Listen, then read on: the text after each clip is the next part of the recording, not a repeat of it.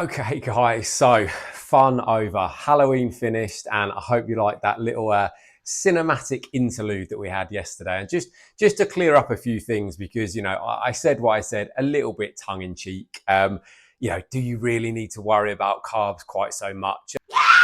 And I mean, yes and no, and that might surprise you a little bit. And here's what I mean by that. Look, if you want to lose weight, the primary thing you need is a calorie deficit. Yes, we want to make sure we get enough protein. Yes, we want to make sure we get enough fat in our diet.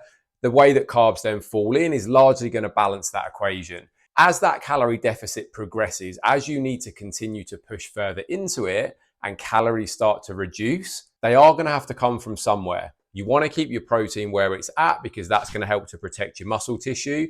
Fats, you do want to keep a certain amount of them in because they're going to help with things like hormone regulation in particular.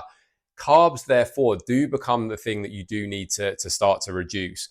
Does that mean you need to avoid them completely? Does that mean that you can't eat them after 6 p.m.? Does that mean you need to avoid fruit because sugar?